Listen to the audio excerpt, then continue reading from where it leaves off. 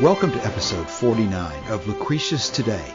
I'm your host Cassius, and together with my panelists from the EpicureanFriends.com forum, we'll walk you through the 6 books of Lucretius's poem and discuss how Epicurean philosophy can apply to you today. Be aware that none of us are professional philosophers, and everyone here is a self-taught Epicurean. We encourage you to study Epicurus for yourself, and we suggest the best place to start is the book Epicurus and His Philosophy by Canadian professor Norman DeWitt. For anyone who's not familiar with our podcast, please check back to episode 1 for a discussion of our goals and our ground rules. If you have any questions about those, please be sure to contact us at EpicureanFriends.com for more information. In today's episode, we finish Book 3, starting about line 1024 of the Latin book, and we conclude the discussion of the mortality of life and death. Now let's join Martin reading today's text. Besides, Cerberus and the Furies and hell void of light, belching flames from its jaws. There are no such things in nature, nor ever can be. But the fear of sore punishment in this life for distinguished crimes and the rewards of villainy affright us. The prison, the terrible fall from the Tarpeian Rock, scribes, executioners, the gallows, melted pitch, saws, and suffocating smoke. And if there be none of these, yet the mind, conscious of guilt, is ever in dread of these tortures, it stings us to the heart and lashes us with rods not to be endured. Nor has the wretch a prospect of any end to the miseries he suffers, nor what can set limits to his punishment.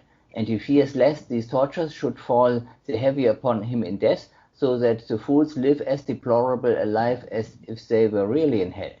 Thus you may justly reason with yourself. The good King Ancus has long since bid adieu to life, a better man by much than such a wretch as thou, and so have many kings and potentates of the earth who ruled over mighty nations. Consider even he that he himself, who formerly made a road over the wide sea, gave a passage to his legions to march over it, and taught them to walk upon the salt deep, who despised and insulted the waves and the roarings of the ocean. This Xerxes, covered with darkness, has breathed out his soul out of his body long ago. Scipio, that thunderbolt of war and dread of Carthage, has given up his bones to the earth, as if he had been the meanest of slaves. And to these the founders of arts and the inventors of verse, and further the companions of the Muses, the mighty Homer, the sole sovereign of them all, he sleeps quietly in the same grave with the rest. Besides, when a ripe old age gave Democritus warning that the strength of his mind decayed, he met death halfway and cheerfully obeyed the summons. Epicurus himself, who excelled the whole world in wisdom and darkened all about him with his superior lustre, as far as the bright midday sun outshines the stars, is dead, and his light of life run out. Shall you then repine and grieve to die, whose life is little more than a scene of death whilst you livest with the eyes open, who wearest the greater part of thy life away in sleep, who snorest and art ever dreaming whilst thou art awake, and hast thy mind always tormented with empty fear, nor art able to find what is the malady that troubles thee, when thou reelest about, borne down on all sides by the severest of misery, and wanderest in the uncertain mazes of doubt and error? But if men would really consider, as they would be thought to do, that they are pressed down by the natural weight of their own minds, and find out the cause whence this proceeds, and whence so heavy a load of evils torment their breast, they would not spend their lives as we now see they do, not knowing their own desires, but every one striving to change his situation, as if that was the way to ease him of his burden. One, tired at home, leaves his noble seat and goes often abroad, but returns suddenly again, for he finds no relief by shifting his place. Another hurries and drives full speed to his country house, as if it was all on fire and he came to extinguish it. He no sooner sets his foot within the doors, but he presently begins to yawn, or falls heavily to sleep, and strives to forget himself, or else posts as hard back and returns to town again. Thus he tries all ways to fly himself, but that self it is, as it must be, out of his power to escape. He sticks close to him against his will, and sorely torments him. The restless fool does not know the cause of his disease. If he thoroughly did, every one would give up all other pursuits and apply chiefly to search into the nature of things. I do not mean to trouble himself about the events of the present hour, but inquire into the doubtful state of eternity after death, which is everyone's concern and which must be the lot of all mankind. Lastly, how many evils does a fond desire of life oblige us much to apprehend, though they may never happen? But there is a boundary fixed to the age of man. We cannot avoid the stroke of death. Die we must. Besides, we are ever running on in a circle of the same actions and ever pursuing them, nor does living on afford us any new delight. The pleasure we covet eagerly exceeds everything we enjoyed before, as lot as it is different.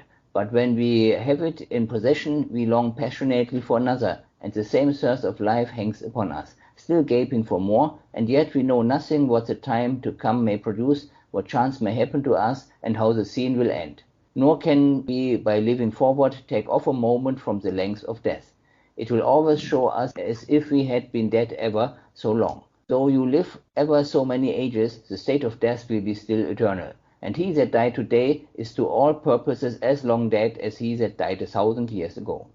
Thank you for reading that, Martin. That brings us to the very end of Book 3, and a lot of good material today to talk about. So I found another possible mistype. I think the proper name, even in English, would be Carthago, or is Carthage correct? Carthage. Yes, we don't put the O on it generally. Oh, I see. So in English it's correct. Okay, Yes. I just put the accent on the wrong syllable then. Oh, okay, good. I think even if somebody didn't have the text with them, they would understand because you referenced Scipio. Yes. Yes. Scipio Africanus, I believe. Now that's another word. Yes.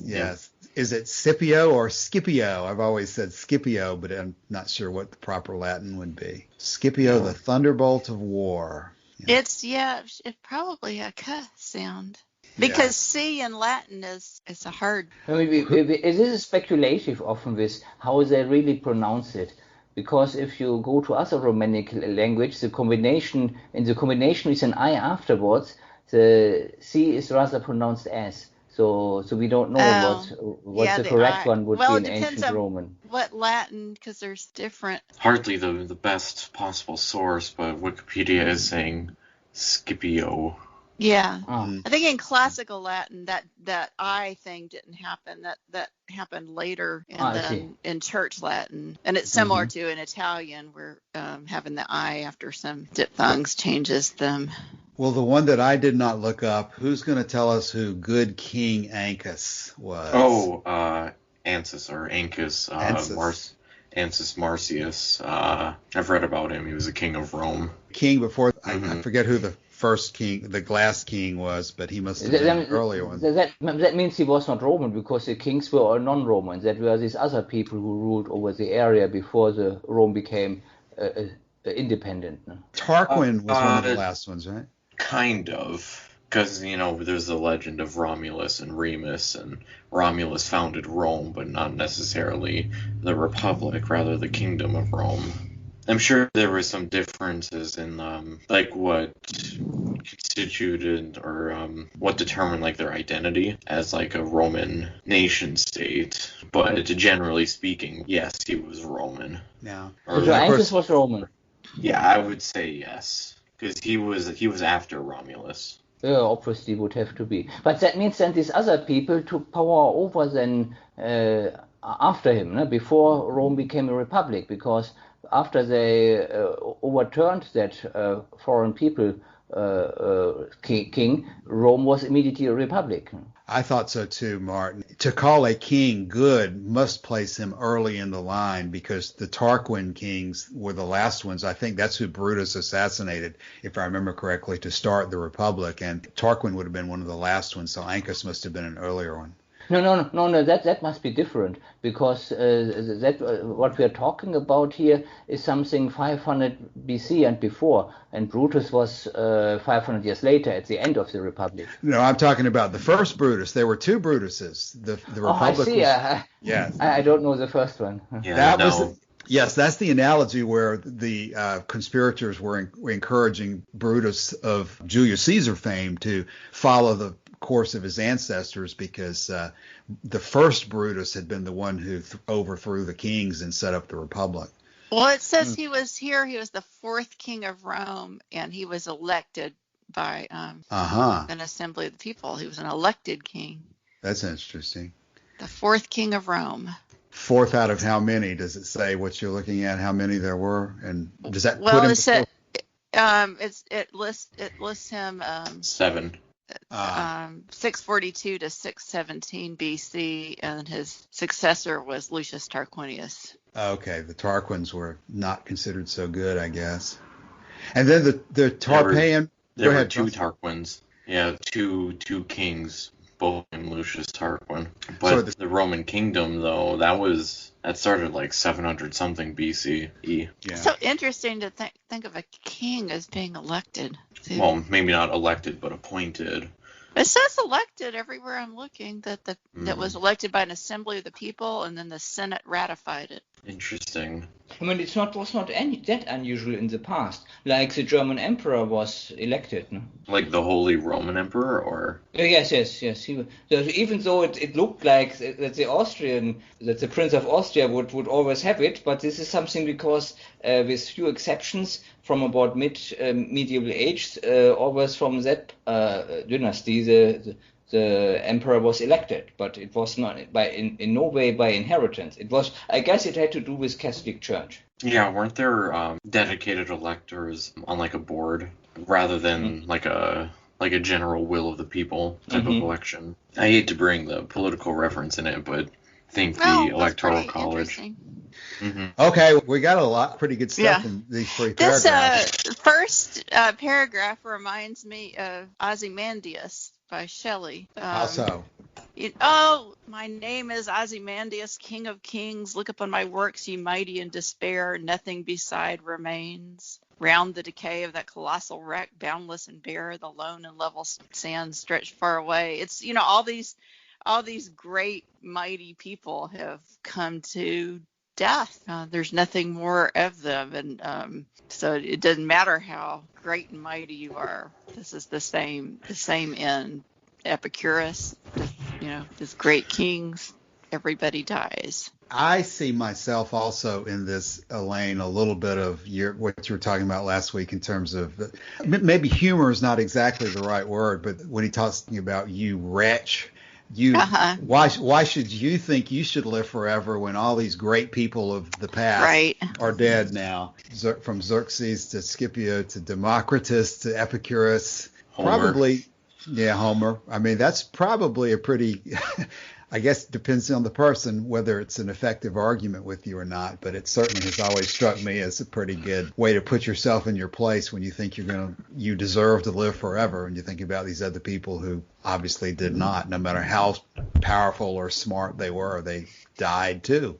Maybe before we get to the end of that first section, though, because I guess most of that first section is devoted to that comparison, but there is the opening statement about thinking about the horrors of the world or hell, but then nor has the wretch a prospect of any end to the miseries he suffers, nor what can set limits to his punishment. That's a continuing theme of what we keep talking about, is that Epicurus shows that the limits of pain there is a limit to pain. It's not possible to suffer eternally. And whether you consider what's bad is easy to avoid, to be oversimplified or not, there is a limit to pain through death. And then, of course, going back to the sort of humor of it, shall you then repine and grieve to die when your life is little more than a scene of death while thy live with the eyes open, and who wears a greater part of your life away in sleep, and you snore and are ever dreaming while you're awake? Those are kind of challenging. No parties there.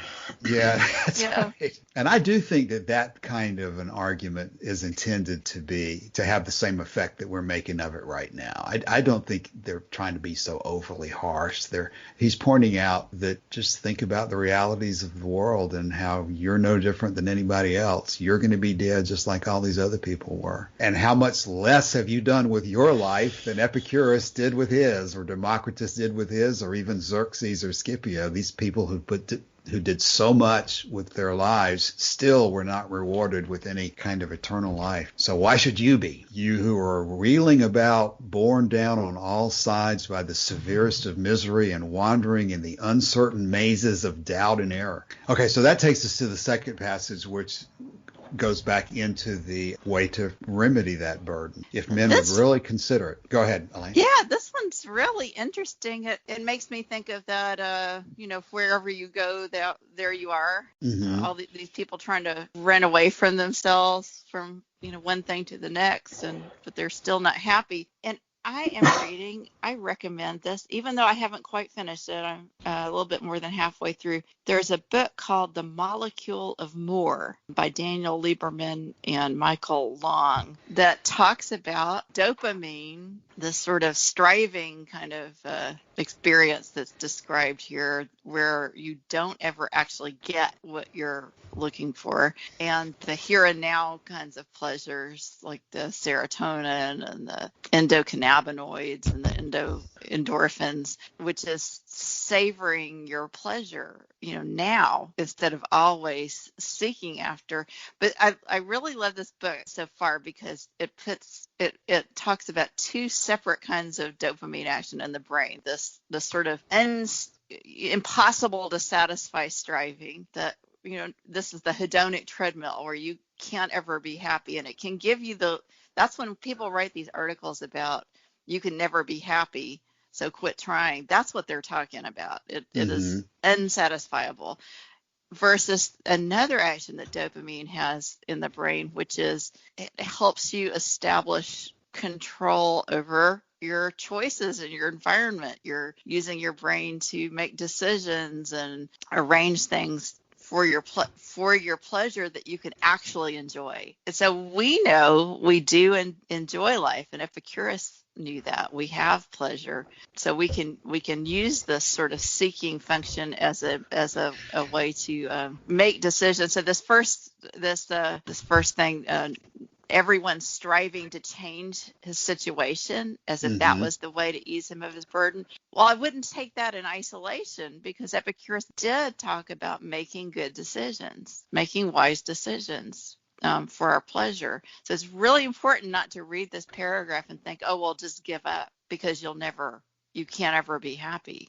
That's not the message here. And in fact, I would say that the full message of the paragraph is the opposite, because it closes on the point that if the restless fool would really act reasonably, he would think about the fact that he's going to be dead for eternity in a relatively short time. And that has always meant to me that the most, of course, being dead for eternity can mean that you're not going to be in hell, and so therefore you don't have to worry about God. But what it's always meant to me is that just means you have such a limited amount of time to do the things that you'd really like to do. So don't waste the time that you have, by gosh. Yeah, right. And you would think there's just so much in that paragraph. If men would really consider, as they would be thought to do, that they are pressed down by the natural weight of their own minds, and find the causes where this proceeds and whence comes so heavy a load of evils, they would not spend their lives as we now see they do, not knowing their desires, but striving to change the situation.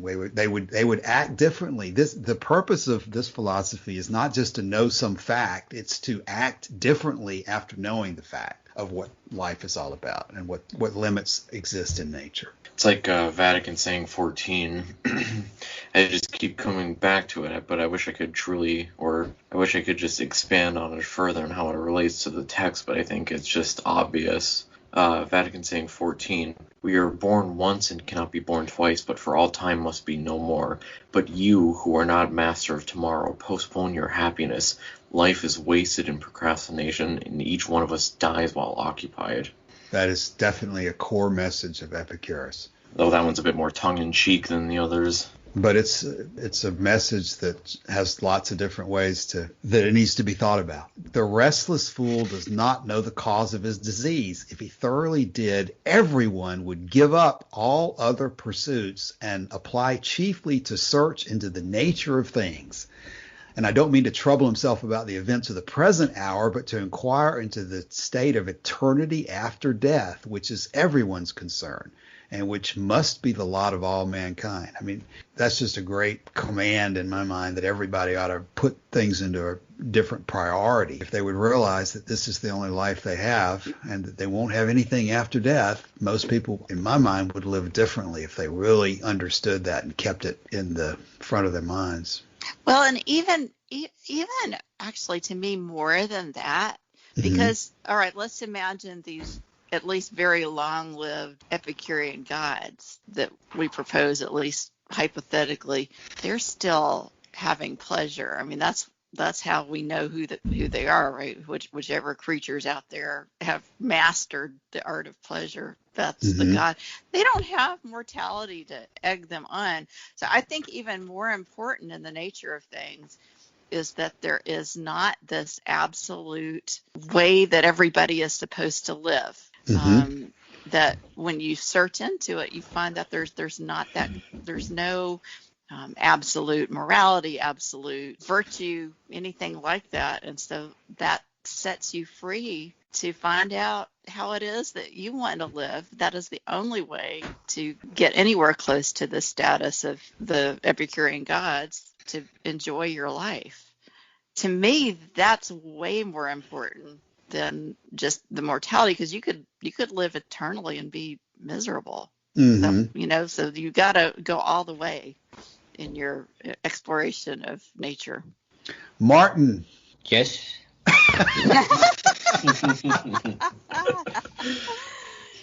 Any thoughts on what we've seen today so far? Yeah, I mean, I don't have any additional comment. It sounds all correct to me, and so even though I found when I just read it, the way Lucretius puts it with his poetry darker than I would prefer to see it, but we know the background that he is fully into Epicurus philosophy, so we know how it is meant. Right. I just see, when you say dark versus whatever, I see maybe not exactly humor, but another hurries and drives full speed to his country house as if all was on fire and he came to extinguish it, and no sooner sets foot within the doors but presently begins to yawn or falls to sleep and strives to forget himself, or else posts his hard back and returns to town again. I mean, that's just humorous ridicule, I guess, of what a lot of people do. We all know people like that. Yes. I'm not sure we're not all that way ourselves at times when we just try to escape something without doing what's necessary to deal with it. Yes, superficially, my commutes between Bangkok and Ayutthaya are somewhat like that. Yeah. Well, okay, why don't we go to the third passage? This goes back to the variety discussion that we had last week, Elaine. Besides, we're ever running in a circle of the same actions and ever pursuing them, nor does living on afford us any new delight. Had any thoughts on that since last week? I mean, we could look at this as saying that the end of variety is a problem. I'm really not sure if that's the message, because I don't find that to be true, that the end of variety is a problem. Even though I really technically don't think I've ever reached the end of variety, I still don't think it's... I don't think it's possible. It's probably not possible, but let's say it were. I mean, I've been in situations that were very, like, where my activities were very similar, so that I'm not sure that I could have detected a whole lot of variety, but it was okay. I've still enjoyed life. So I'm not convinced that's the point. I'm thinking that he's saying this is your life. I mean, these things that you're discounting, maybe, that you're thinking are not great, that there's some greener grass out there, some new thing that you've never imagined that's going to be better. That's not it. So, if you can't learn how to enjoy what you got, or, what's obtainable in reality, there's no, like in my article that I did on your site, Cassius, there's no fancy pleasure. There's not some kind of bliss that you haven't, you can only imagine, that you've never experienced. Your pleasure is the pleasure that you've had. To me, that's a more reasonable interpretation than... Oh, I think he's completely agreeing with you, Elaine, and he's shooting down the position that we have to have variety. I think his position is yours, is variety is nice. You like life and you enjoy the pleasures that come to you, but he's making the point that you don't have to have an infinite time. Well, okay, and it's a little bit more than not that you don't need variety, but that this thing that people do where they're searching over this imaginary pleasure that is somehow better than what's real, that's not going to happen ever. There's no such thing. You're never going to get to that. There's a little bit of a difference in what you're saying, which I think is also true, and what I think this is pointing to, which is look around you, at reality. This imaginary stuff, it just doesn't happen. I can't help but notice a similarity between the last line of the second sentence at the very end. Nor does living on afford us any new delight, about how infinite time does not equate to new and infinite pleasures, which is an extension of the whole debate on variety. Yeah, right. Though I can't really see the next sentence about the pleasure being coveted exceeding everything before it as an example of the treadmill problem or the treadmill question. You say you can see it as an example of the treadmill question? No, I can't. What do you see it as instead? I think he's just using that as a comparison, or he's just comparing that with the idea of wanting to live more. Mm-hmm.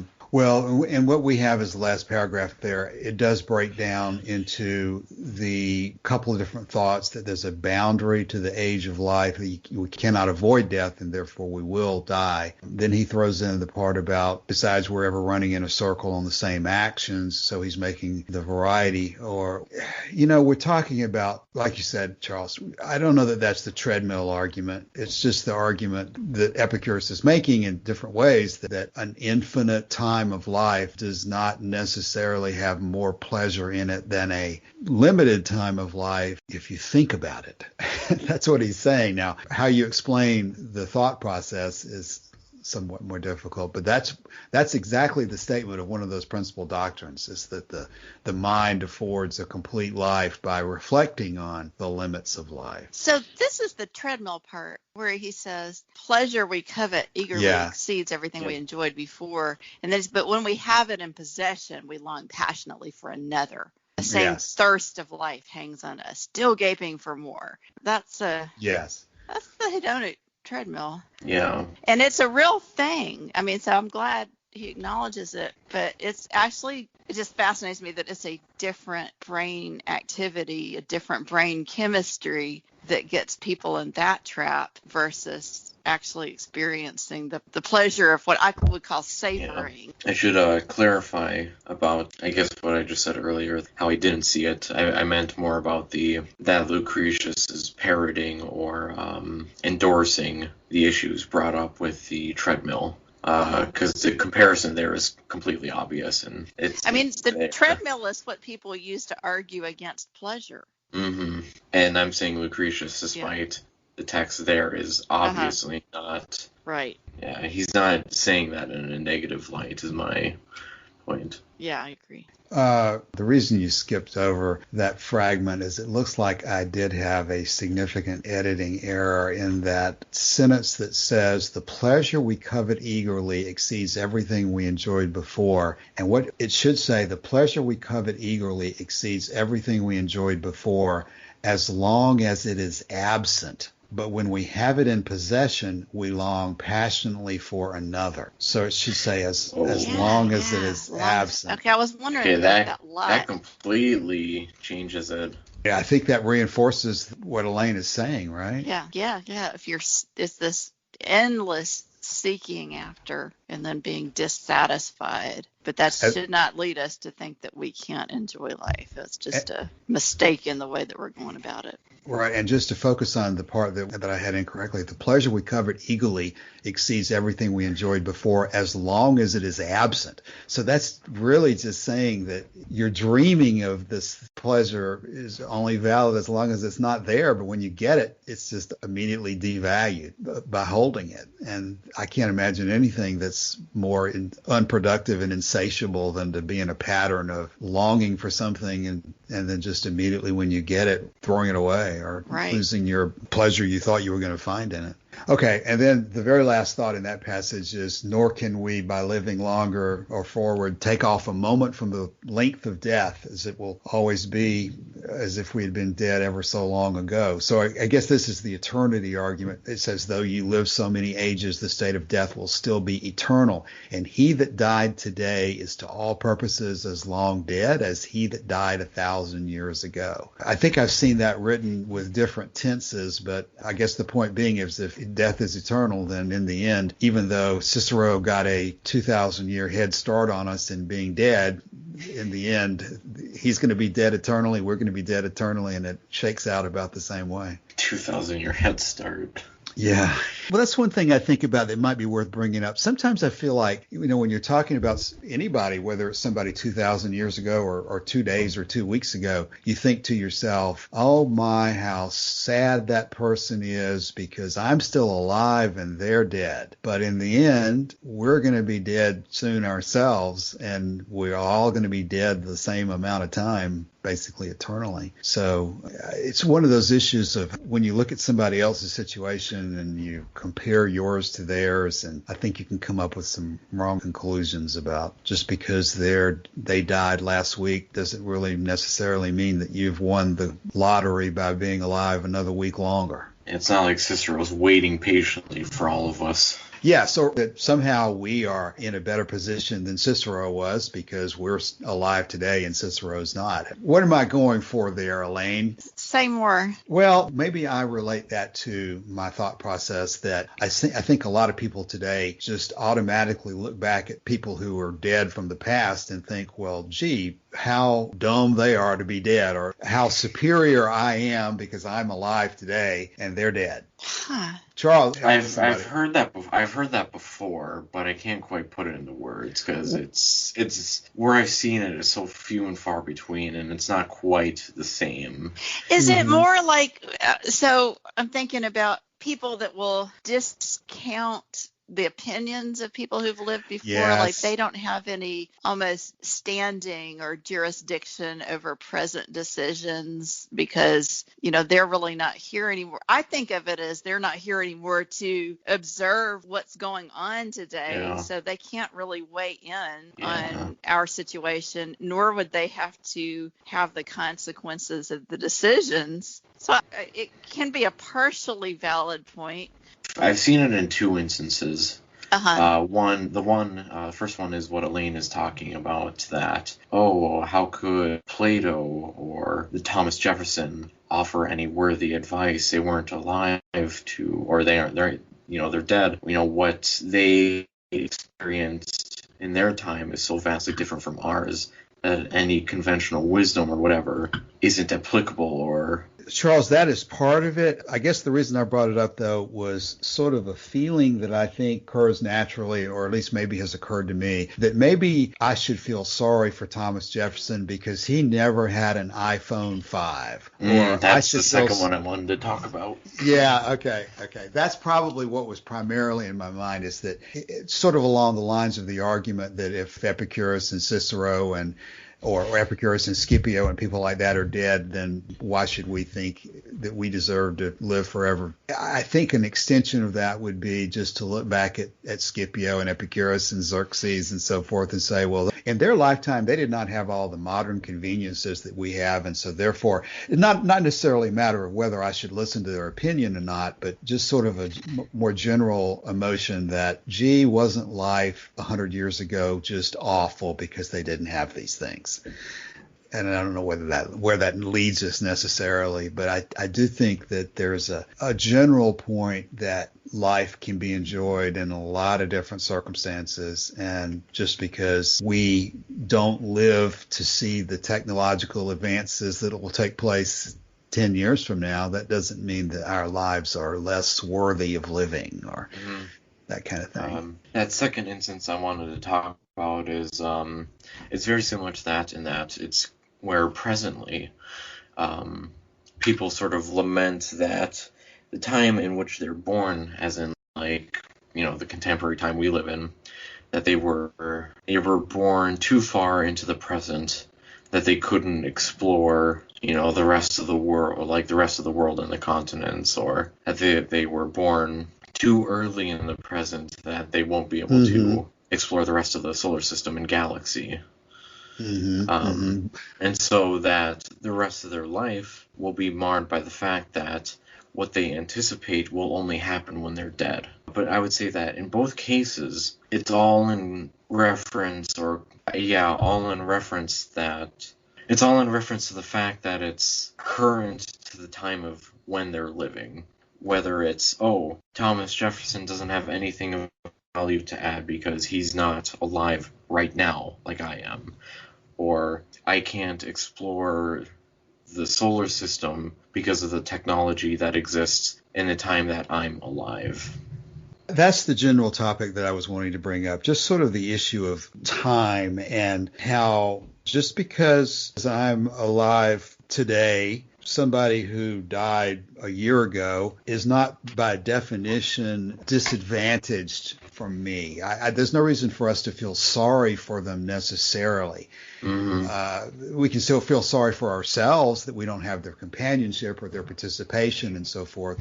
But it's not necessarily that the person who died a year ago got a raw deal or anything like that. There's nothing. Everybody gets a set amount of time, and some short, some long, and it's a matter of how you use that time. But it's not necessarily just the length of time that that determines whether somebody has lived a good life or not, by any means. And that's something that actually I believe we've spoken about before, about if Epicurus or Lucretius if they were brought to the present and they could examine all of the natural world and all the theories on the sciences and how it relates to them. But at the same time, they wrote their thoughts and their observations against other theories in their time. It's not any less significant because it's been marred by more modern understanding or understandings, which is the same point, I guess. Well, we haven't necessarily gone in this direction ourselves based on just reading this Lucretius text, but I remember from the DeWitt book that I believe he develops the argument that Epicurus is producing, as he often does, DeWitt analogizes it to Christianity, a way to take the sting out of death, a way to argue that a complete life does not require an infinite amount of time. That's not necessarily the argument that Lucretius has been making here, but I think it's an important one. And certainly there are aspects of that in here. But to contrast it again and think about the way Elaine and I go back and forth sometime on the logical side of things, I think there is more in the principal doctrines. He's making this logical argument that an infinite amount of time is not required in order to live a complete life. And that's not necessarily satisfactory for us from an emotional point of view. But that's where he talks about if the mind is capable of understanding it. Isn't that one of the phrases, Charles? The mind measures it by reason. Yes. It's Principal Doctrine 19, I believe. Yes, if infinite time contains no greater pleasure than limited time if one measures by reason the limits of pleasure. Limits of pleasure. How does that strike you, Elaine? I still think, to me, it has more to do with, it's not discounting infinite time, because I think we can never take that argument because it completely undoes the idea of the Epicurean God. So it wouldn't be consistent with the philosophy. So I think we don't say that it's not better in any way because that's part of why the gods are happy. But what we say that there is continuing of the real pleasure that we have now, that there's not something special that we haven't gotten to yet. But that's really the way I think always when you're reading this stuff, be careful that it's consistent with the Epicurean God statements, because a lot of this saying that it's not better to live longer, that wouldn't be consistent with the philosophy, I don't think. Yeah, and that's not what it says. It doesn't say it's not better to live longer. Right. But that's exactly why Lucretius adds in that there's a boundary fixed to the age of man. Yeah, I mean, it's because that That principle it's is that made way, specifically with hey, humans are mortal. It's with that in mind. Right. And that's just the reality of the situation. So we could really get in the weeds if we think he's saying, oh, it's the situation of the gods isn't preferable if you could attain it. If we were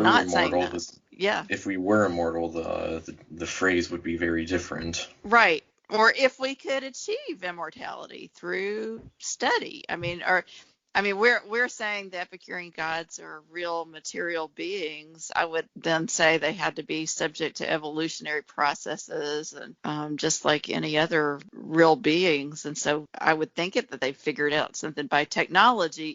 If we believe that there's some extraterrestrial out there who's gotten to this point, I'd be real careful not to take this in a direction that we should. It's kind of a sour grapes kind of thing, like, oh, well, it's not going to be any better, so why not just end it? I don't think that's...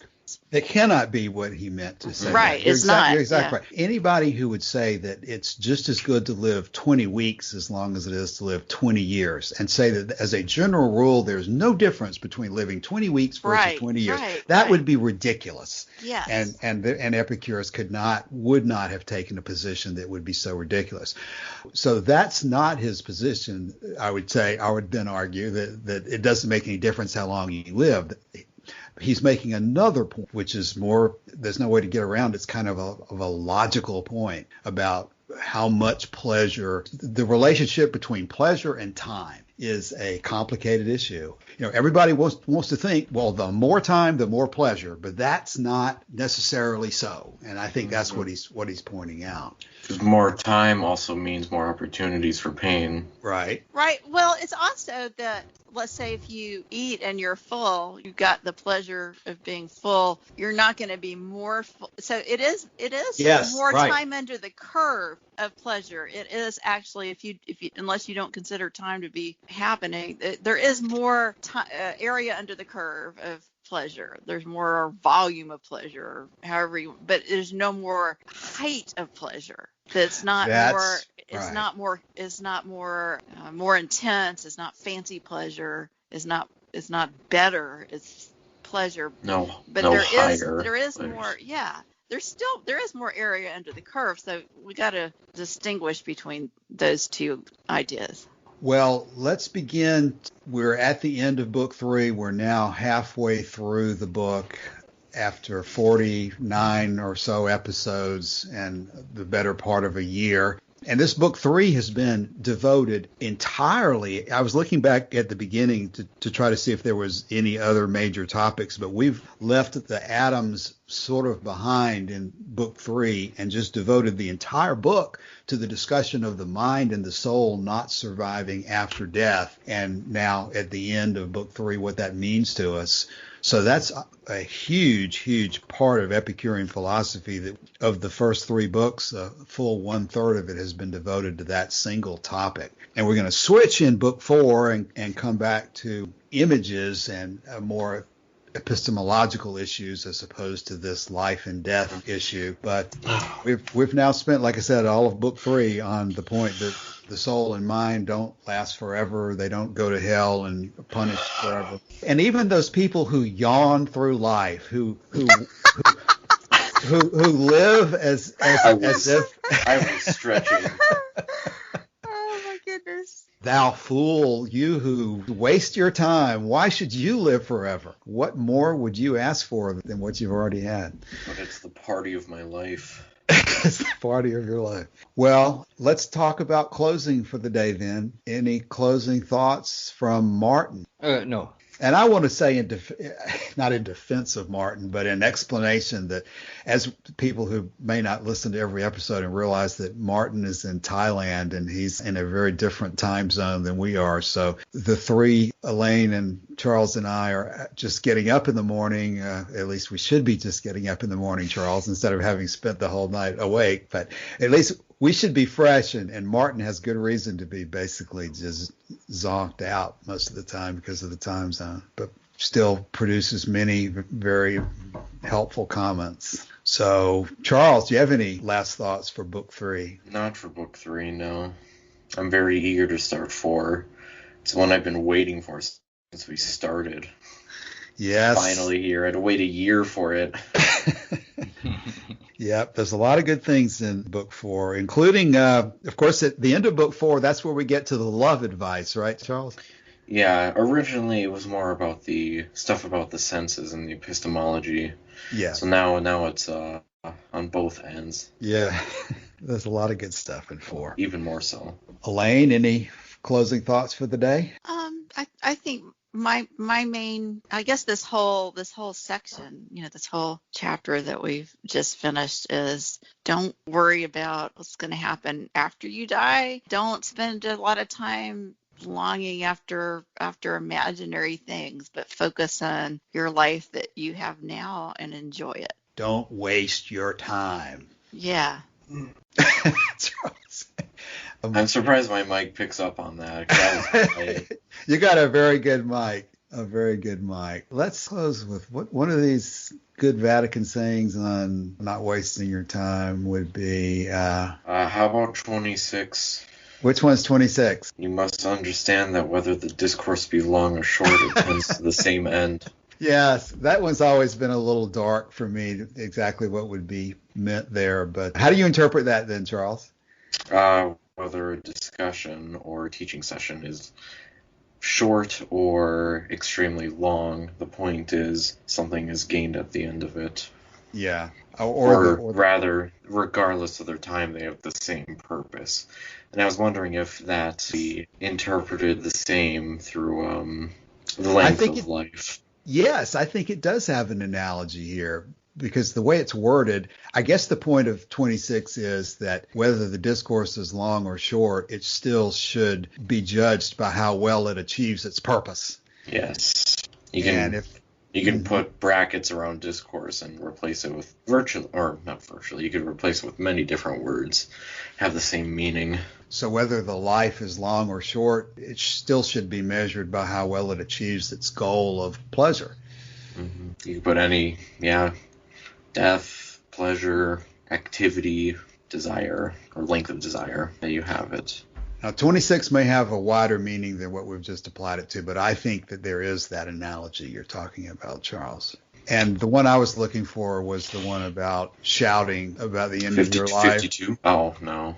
What's the one about when you get to the end of your life? Yes, okay, 47. I've anticipated thee fortune. I've closed off every one of your devious entrances, and we will not give ourselves up as captives to thee or to any other circumstance, but when it is time for us to go, spitting contempt on life and those who cling to it maundering, we'll leave from life singing aloud a glorious triumph song on how nicely we lived. I'm not sure nicely sounds good in that, but on how well we live. That's what we should, I think, strive to do, is to be able at the end of life to say that we're very happy about how we've spent our lives. And you can't do it if you waste your time worrying about torment in hell or rewards in heaven or orders from God or platonic ideals that don't exist. And that's what Epicurean philosophy does in showing you that those are not valid ways to live your life.